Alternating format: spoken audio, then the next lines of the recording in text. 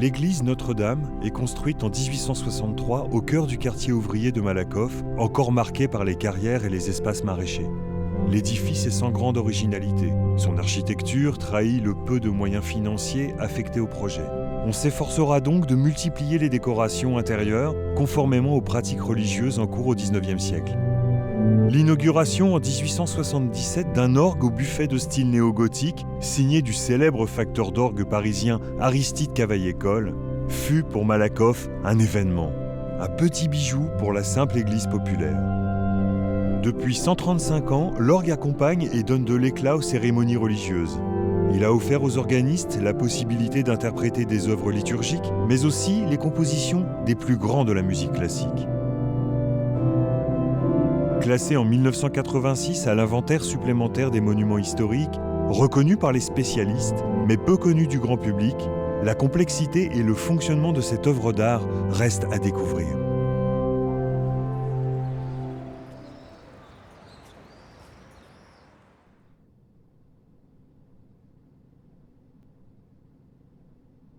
Voilà ce que Jean-Sébastien Bach appelait les poumons de l'orgue. Cette partie mobile que vous voyez monter là, ce qu'on appelle des réservoirs, sont la réserve d'air de l'instrument. Une fois que l'instrument est allumé, la réserve d'air se constitue et l'organiste peut commencer à jouer. Ici, on a ce qu'on appelle des bâtons de tirage de jeu qui sont commandés par l'organiste. C'est un moteur électrique, un ventilateur qui fournit le vent. Le vent ensuite rentre dans les réservoirs et on a un système de régulation qui permet d'avoir une pression constante. Avant l'apparition des turbines électriques, on avait ce qu'on appelle un souffleur. Et un souffleur, c'était une personne qui actionnait des leviers, comme des leviers de forge. Quand un organiste sélectionne des jeux et qu'il commence à plaquer des accords, là, les soufflets bougent.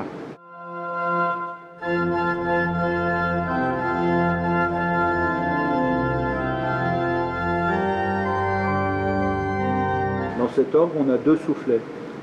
Ce qu'on appelle ici le réservoir primaire et au-dessus le réservoir secondaire. Quand la géométrie change, la pression change aussi.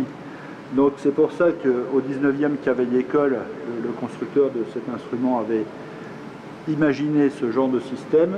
C'est pour qu'on ait un pli rentrant, un pli sortant, pour que théoriquement l'effet de changement géométrique s'annule.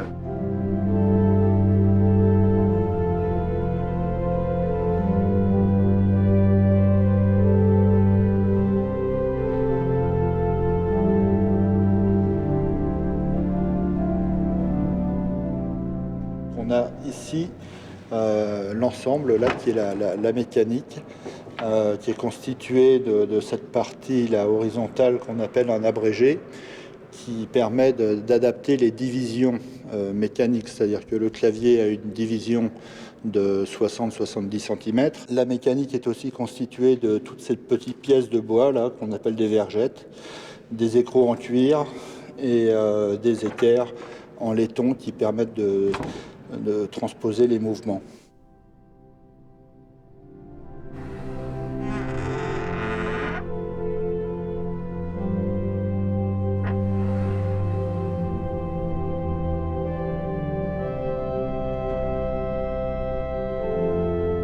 Je vous ai ouvert l'arrière du buffet pour vous montrer la tuyauterie du deuxième clavier qu'on appelle clavier de récit.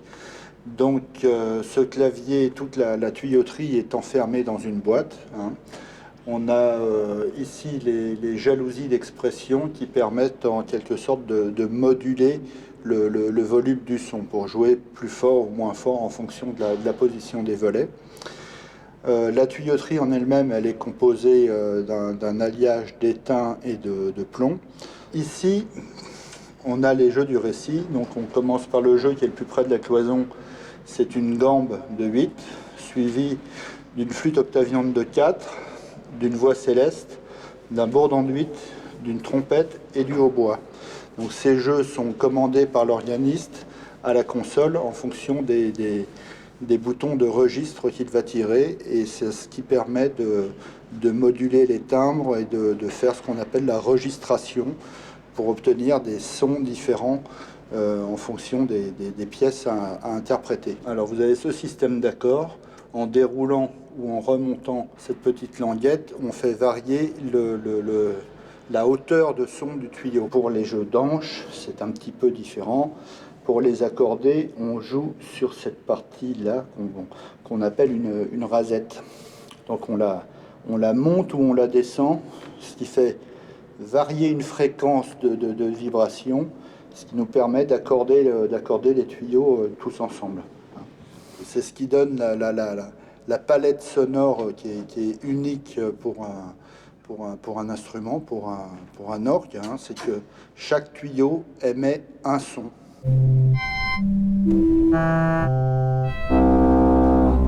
vieille école est le facteur le plus connu en France, hein. On a son catalogue, on sait qu'il a construit environ 600 orgues, et ça tout autour de la planète, hein. Ça demande, lorsqu'on intervient sur un instrument comme ça, une forme de respect par rapport au travail des anciens, hein. Mais le rôle du buffet est très très important. Quand on a, comme ici, un beau buffet en chêne, ça a une influence non négligeable sur la qualité sonore générale.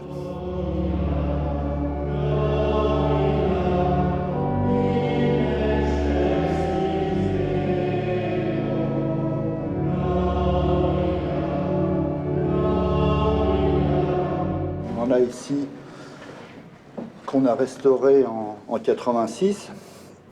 C'est des tuyaux qui avaient été modifiés et qui avaient été recoupés, hein. Donc nous, ce qu'on a fait, c'est refaire une partie neuve ou en matériel de récupération ici, et on l'a ressoudé pour redonner au tuyau sa longueur d'origine et sa sonorité d'origine. Donc en général, un tuyau est toujours sauvable.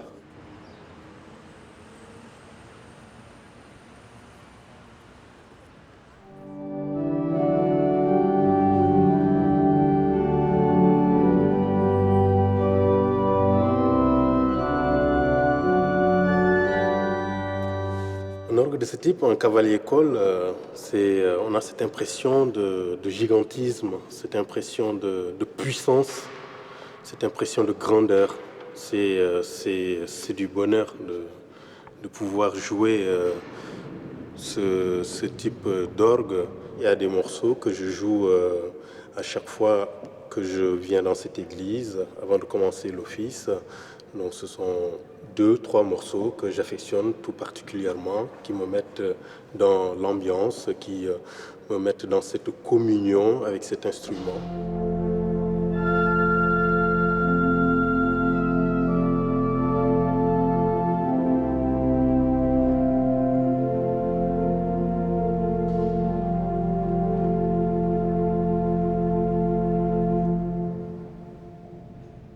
L'orgue, c'est l'instrument le plus complet, c'est le plus bel instrument, comme disait Bach, comme le disait également Mozart.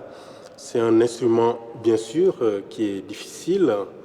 Il y a tous nos membres qui entrent qu'on met en branle, qu'on met en action, un esprit. On essaie de faire passer un message, c'est-à-dire que la musique, elle est là, elle est universelle.